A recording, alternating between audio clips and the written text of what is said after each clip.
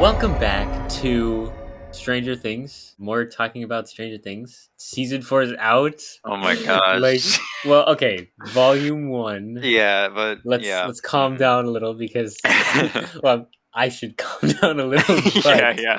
Calm myself down. Season 4, volume 1 is out, and needless to say, we watched it. Yeah, Currently it's gosh. currently it's Monday Yeah, at 1 a.m. what do we But finished this on Saturday, right? we finished Right? Yeah. we finished the season within 2 days. Yeah. Stayed up till 3 a.m. when it dropped. Watched the I first two mean, episodes. there's not much more to say than that, but Yeah. we're just gonna give you our thoughts, little rundown.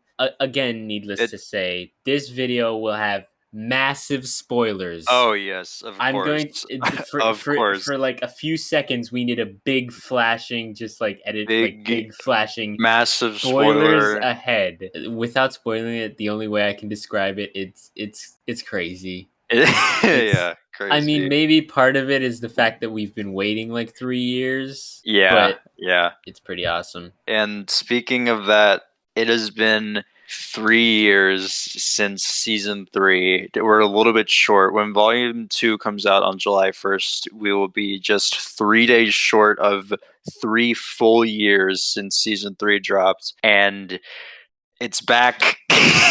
And it's back bigger than finally. ever. And yeah, like Jonathan said, we are going to just talk about what we thought. Yeah, just mainly with each other. This is different than like our theory videos because we're not trying to make any points. So because it's here, we're talking about it. I mean, maybe towards the end we might We might do a little bit of sprinkling of theories for volume 2. But yeah, I guess we'll just get into this discussion. I want to start things off with just overall thoughts of the season. What do you think of the season so far with 7 episodes? Honestly, there is a lot of content. Yeah. The 7 episodes. Pretty much every episode is over an hour and like 10 minutes, right? Yeah. Mm-hmm. Like, I think there's only one that is an hour and shorter. 4 minutes. Yeah, episode 3. And that's still over an hour. So that's still long. Is a lot. Yeah. A lot to digest in this first volume. But yeah, overall, I think they did a great job. Yeah, absolutely. I do like the integration of background for both. I mean, slightly Hopper, a lot for 11. Yeah, that was really interesting to see. Yeah, for me, I absolutely agree. And I just want to say that a lot of this video is because we're fans of the show and we've been theorizing about what's going to happen in this season since 2020. So we, of course, have that like bias where we're super excited about it. So while we might have like a criticism here or there, for the most part, we're going to be like, it was so good. So, for the most part, I have no complaints. Yeah. So as of right now, I don't know if it's just the hype of it just having pretty much just came out, but like as of right now, I don't have that many negative things to say about it. And overall, I really loved what they did this season. It somehow felt bigger than the last season, even though the last season had such a big cinematic like scope or in scale. It feels more mature in a way that I think works really well for where they're going with the story. Okay, just overall thoughts. I really am enjoying the season and I cannot wait to see how it ends. Like Jonathan said earlier, there's a lot of content in these episodes, so I think the easiest way to talk about not everything, but a lot of stuff is by just talking about the storylines separately. The storylines, there's California, Hawkins, Russia, and then towards the midpoint of the season, we get 11. So what did we think of the California storyline before 11 kind of went off on her own side of the story? How'd you feel about that side? Because I feel like it's hit or miss with some people. For me, I mean, what do you think? It worked for me. And I know it's because I'm so excited about the show being back, but it was just a lot of fun to see. It was just like a completely different tone than what we've seen in the show. It was kind of like at times goofy with like Jonathan and Argyle, which by the way, I really like Jonathan and Argyle. There's Argyle in particular for them as the duo. I don't know who decided that there were going to be stoners this season. But honestly, it's so funny. Can you pass me the olive oil? That's wine. Honestly, even before the season started, Argyle was going to be my favorite new character. That's true. Yeah, And- Jonathan was. You were on that. You were like, he's my favorite character. As soon as he said, "Hold on to your butts, Prochachos," I was like, "Okay, all right, favorite okay, character I'm right sold. there. This guy's great." I heard a lot about your sister. Okay, should we go? Yeah, this is kind of awkward, man. Yeah, so awkward. So Bullies yeah, suck. yeah. The bullies are so, and it's like Angela is like So over the top. It Oh was my it gosh. was so annoying. Like literally, okay. I know it's like I guess they know, did a great job writing them because yeah. we We're hate supposed them. to hate them. I'm sorry, actress who plays Angela, but like we don't like your character, and I'm sure most of the fans don't either. So you did a great job. You did a great job, Angela. So that's where we start off with 11 this season. Angela's just like, okay, whenever 11 was doing her presentation and Angela raised her hand, I was like, oh my gosh. And she's just like, I thought we were supposed to do it on historical figures. And 11's crying like, my dad was a hero. And it's like, no. Angela's just like, oh, your dad died?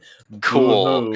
El Bozo. Like, 11's getting bullied relentlessly. She's lying to Mike in her letters. Just like jumping ahead, the scene where 11 just bashed Angela in the face with the roller skate. For like a second, it was like, yeah.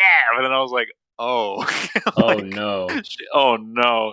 And that was like a little too real. It was kind of like a aha, gotcha moment, but then oh no. Immediately followed what are by these legal oh, no. repercussions that might take place? Might get into the legal trouble. Angela!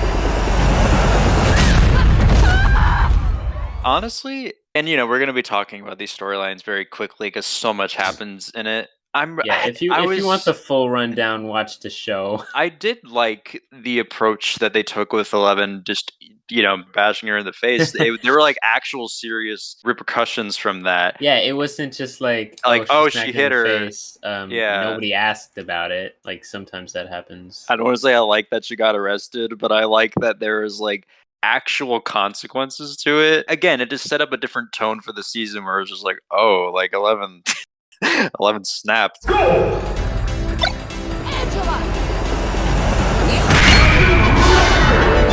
11 made me so sad this season because she's getting bullied so hard. Like I was saying in her presentation, she's like crying when Angela's bullying her. She gets tripped, and then like the bullies pull that thing where they spin around her and throw her milkshake on her. And on top of that, she's lying to Mike and being like, I'm best friends with Angela. It's like, no. It was sad to watch. And on top of that, she's upset because she thinks that Mike doesn't love her anymore. And I really did like this scene, but watching it, it's so funny because she's like, you don't love me anymore. It's like, I care for you. I care for you so much. You don't love me anymore? Who said that I didn't? You never say it. I say it. You were so close. Like, yet so far. Why would you even say that? It's like, bruh. I thought that was funny just after the fact, but in the moment, I did like that they took a seemingly more, at least in a scene, a seemingly more grounded approach to like their relationship instead of just like season 3's, like I said, not talking to each other and being sort of like dramatic teenagers. Dumb misunderstanding type. Yeah. Like why? Yeah. The way that the scene played out, it felt like a more grounded version of their relationship. And I was like, I like that. Like from how it was written, I was like, that's great. I like that. They're nobodies. And you're a superhero. Not anymore. 11 gets arrested for hitting Angela at the roller rink. She gets intercepted by Dr. Owens. So he takes her to this underground lab where 11 can possibly get her powers back to fight in Hawkins. And honestly, I think this was, I couldn't have come up with this, but such a creative, like, great idea to get her powers back because we all knew that she had to get her powers back somehow. Yeah. But the way they went about doing it was pretty awesome. And also, in part of that, they also brought backstory. They do a nice job of giving backstory while also kind of combining it with her getting her powers back. I thought that was pretty cool. Yeah, this is where like 11 storyline splits from the California side of things, but basically the California gang at that point, their mission is to just find 11, and they go on a action comedy adventure, which again all worked for me personally. Honestly, I thought it was great. Yeah. Okay. Honestly, I will say one of my favorite like sequences of the season that I thought, I already 'cause know what you're gonna say. this is like top 5 moments, at least in volume 1. And as someone who really likes filmmaking and cinematography and like what goes into making a show, there's a shootout in the buyer's house that is all one take, one shot, that I was just like so like eyes glued to the screen. Like it was like I think it starts in like Will or Jonathan's room, and then like follows the agents that are there like protecting them, and like goes all around the house. It's so intense. Like their reactions are so good. Like there's gunshots everywhere. Like, you know, they're like, oh, what's going on? They're like ducking and running.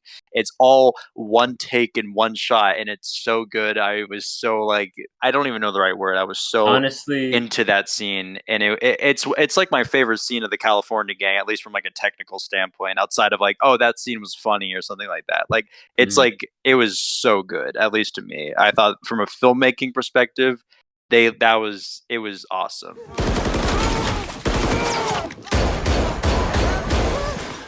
I love honestly that. I'm sure I'm definitely not as into the whole cinematography thing as you are. I'm sure you're a lot more than me, but for me, honestly, that type of like film cinematography, that type of that Cinnamontography. that type of cinematography, bro. That type of cinematography is honestly my favorite. Like Yeah, the it's so one good. shot, all moving all around is just, it's so awesome. It's so awesome. And But that one scene is gosh. definitely top 5 for me as well. I shoot, you run. Top 5 of the season, like it's so good. Like there's so much that goes into that. Anybody, I mean, again, like I'm sure not everybody looks at like the same things that I look at and go, oh, that's a great shot. But like, just for anybody who like might not look at that the same way, just think that the camera did not cut once. That had to be done in one swing. I mean, like they did like different takes, of course, but like that had to be done in one swing. They had to get it just right because it doesn't cut. But like it was, yeah, anyways, it was fantastic, and I loved no room for mistakes. Yeah, and I love how it ends with Argyle, man, the buyers are throwing a party and didn't invite me, man. like just so good. And they have the classic drive moment, like so, I don't know, I was so into it at that point. Oh my God, why is that guy on the gun? Oh yeah! They have a number that they have to call. They call the number. They realize that they need a hacker. Who's a hacker in Stranger Things? Susie. So they go to Susie's house. She has a really chaotic home life. They get Susie to do what they need to do. While all that is happening, Argyle, I like was expecting it, but not expecting it. For them to just hotbox.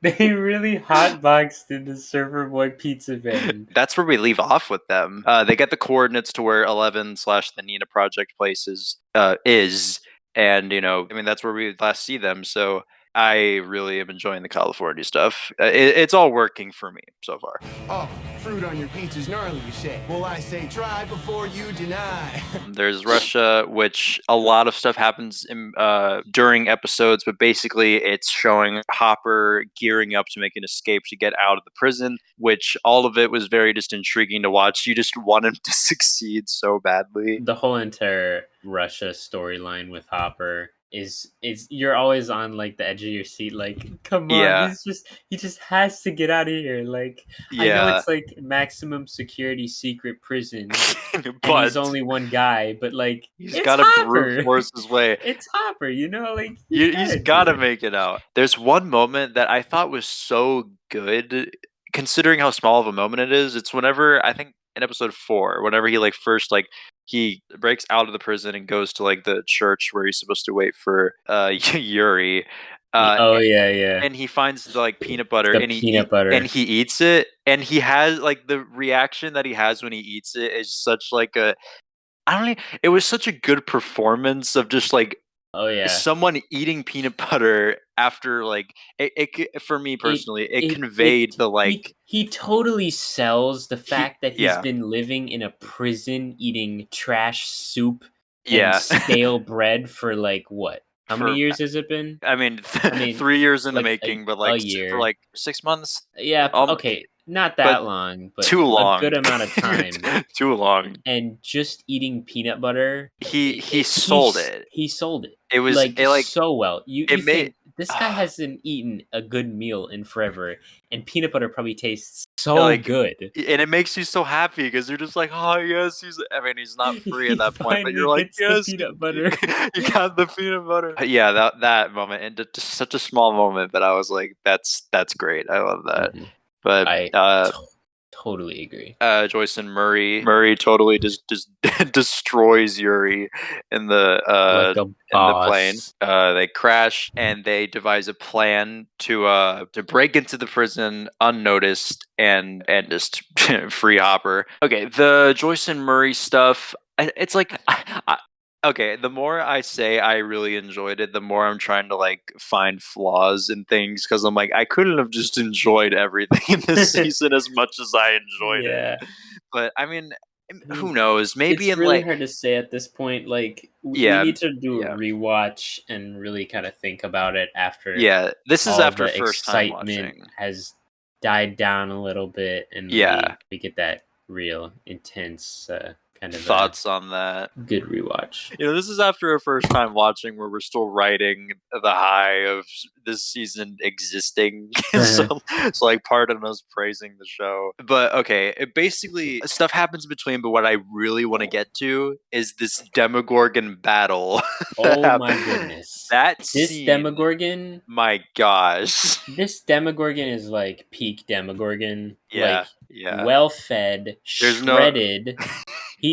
He's literally I'm not even trying to be funny. Like, think back to the Demogorgon back in season 1, right? Yeah, that boy was lanky. He was thin as heck, skinny. Okay, probably from the lack of food in the Upside Down. Like, what was he eating in the Upside Down? Nothing. Like goop. This one, they've been feeding him prisoners for show. Yeah, and you said something that I thought was funny.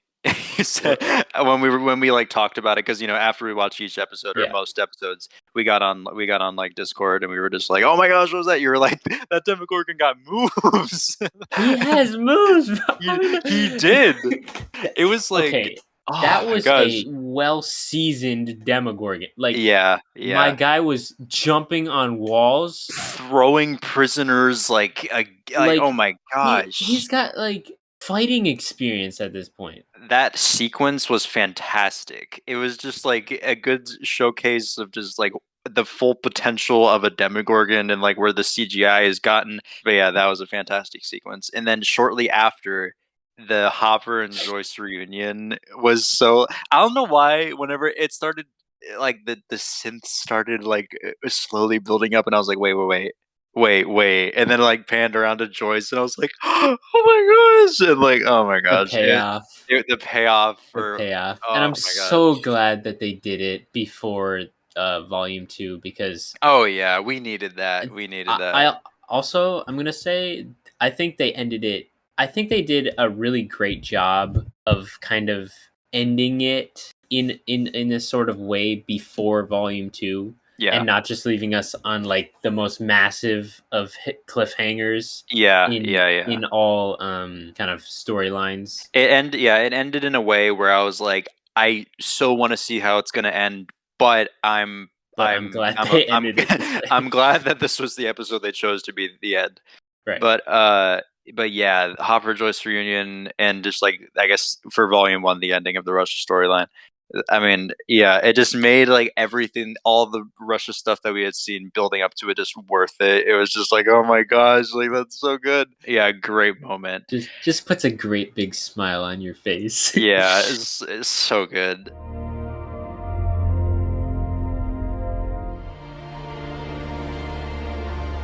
I'll have inside the story.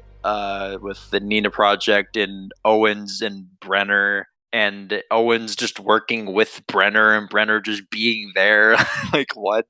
You still really can't tell whether Brenner is like good or not, because season 1 kind of paints him as the villain, the bad man, the bad guy. He's the bad guy. He's the big bad doctor guy that did all these bad experiments on 11. But now, I mean, he's helping, but there's still that kind of feeling where it's like he still kind of seems kind of a little shady. I'm kind of still not sure whether to like believe him or not. Yeah.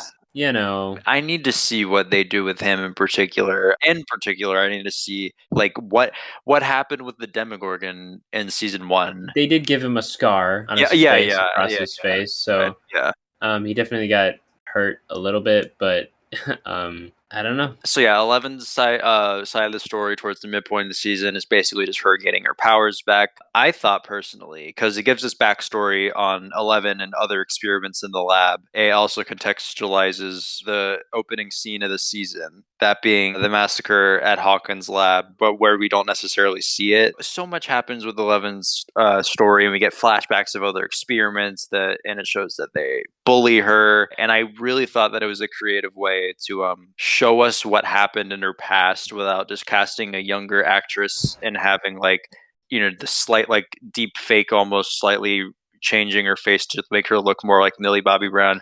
They did that for some shots, but I did like how they had present day 86 Millie Bobby Brown 11 with the shaved head, like living out her repressed memories. So it's like her from today, but she's living out the memories in the past. I thought that was a really creative way, just technically speaking, of like, oh, how do we show that? Oh, we could do it like this. Like I thought that was a really creative way to get that backstory across. This orderly guy, you know, he's talking to 11 about some things, and you're kind of just like, okay. Basically, cutting to the chase, it's revealed that not only does he have powers, but he's experiment 1001, number 1. You say something. Also, Vecna. Yeah, you say something about this, because I'm like, the more I think about it, I'm just like what?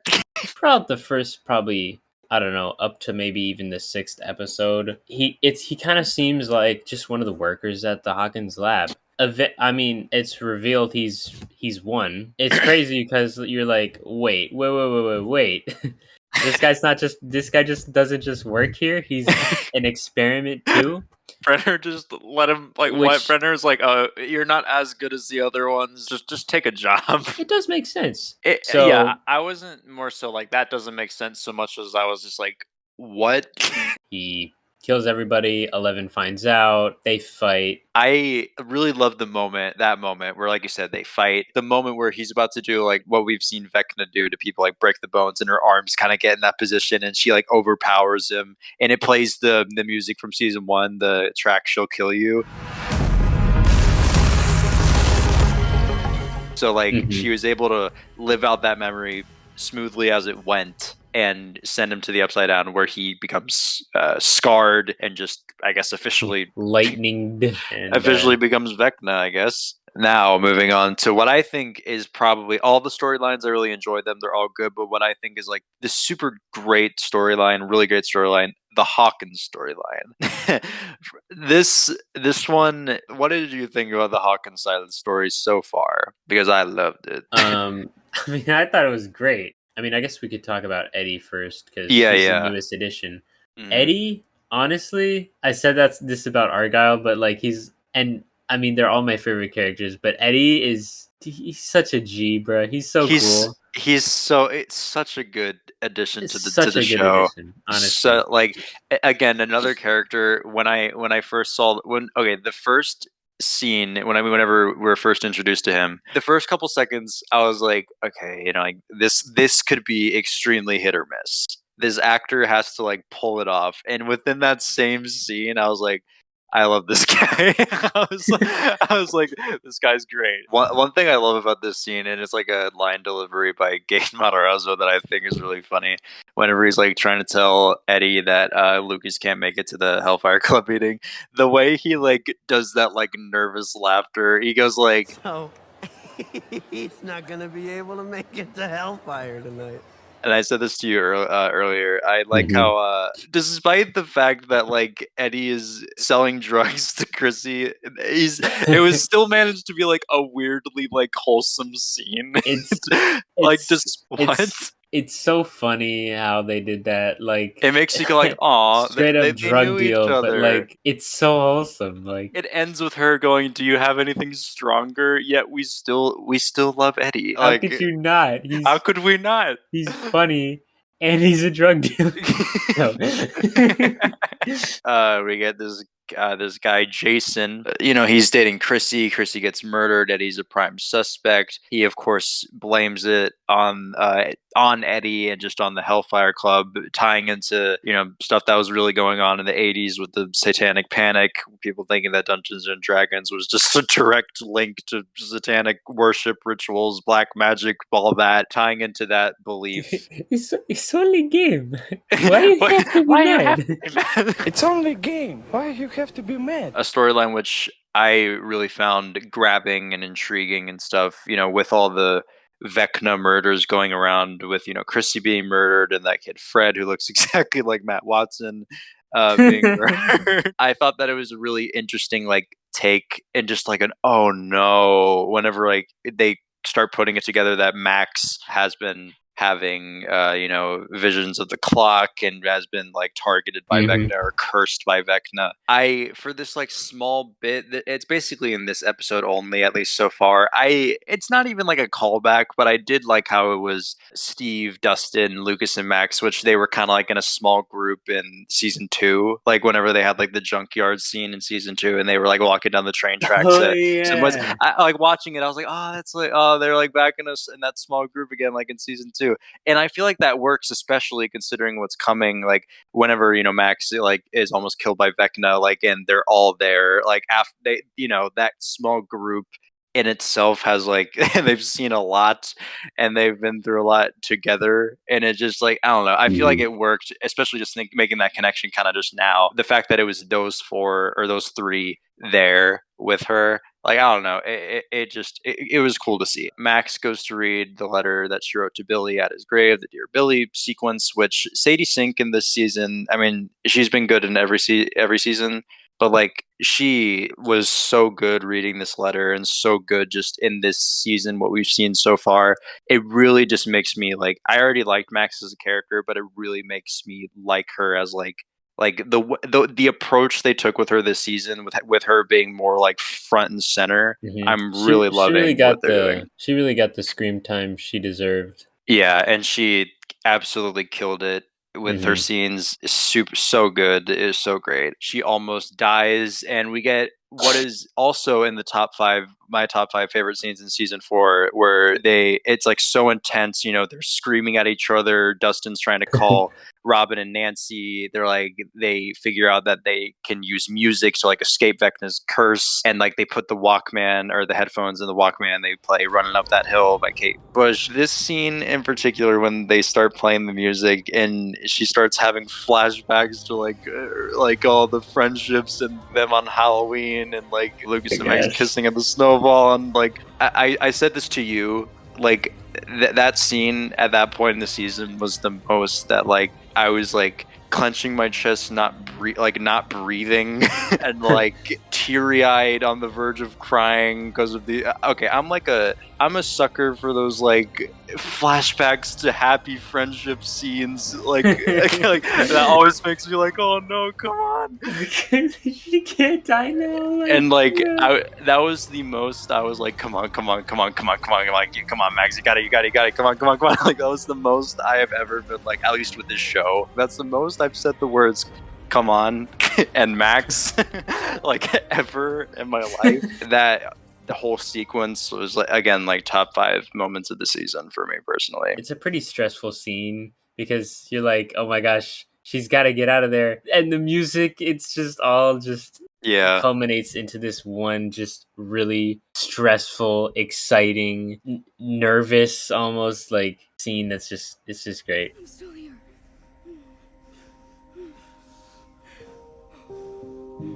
But yeah, older teens stuck in the Upside Down. The kids are being like interrogated by the police. This portion of the season was, at least for the Hawkins side, had some of my favorite stuff that I think we've seen in the show. I really like how they kind of explained the influence on the lights. Yeah, Upside down. That was really interesting. And another thing that was revealed that is super interesting was, Nancy sees her like note cards from the first episode and then sees her diary. She sees that the last entry is from November 6, 1983, the day that Will went missing and the day that the gate that 11 opened was opened.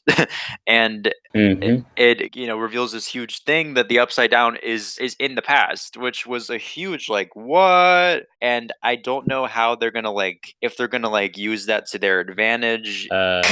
Dustin was talking way too loud considering there were cops downstairs. He was screaming the whole time. Okay, literally anyone in that house would have heard him screaming. They figure out where they are. They give him some directions to get out of the Upside Down. They make some interesting physics with the gate. With the rope thing was really cool to see. Really interesting. It was just makes sense, except for the part where Dustin was like, "Oh, yank it. Yeah, it holds." First off, how did he get it to go up there then? I guess so, but also at the same time, wouldn't if there's even balance on both sides of the bed sheets, you would be able to pull it one way or the other, right? Yeah, it was completely halted in the middle, I guess. It would make sense if they held one side of it while the others climbed up, but I guess that means there's just a floating blanket rope, sheet rope down through the gate back. that they just can't move. They can't get back. That's it. It's part of the Upside Down now.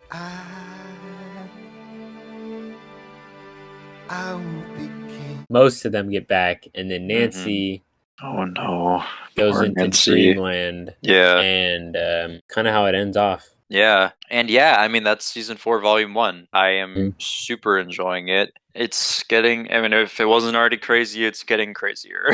This was all over the map in terms of discussion, but so much happened. Just to cut it down to basic terms, I am really loving mostly everything about this season. Everything is working for me. It'd probably be faster to list the things that we don't like than the things that we do. Yeah, I'm super excited for volume 2. Maybe once we get closer, we'll talk about it a little bit more. But as of right now, I really enjoyed what we've seen so far, and I can't wait to see more. Same. I'll punch you so hard in your face that your teeth will fall back out. Oh, too far. Not cool. Sorry.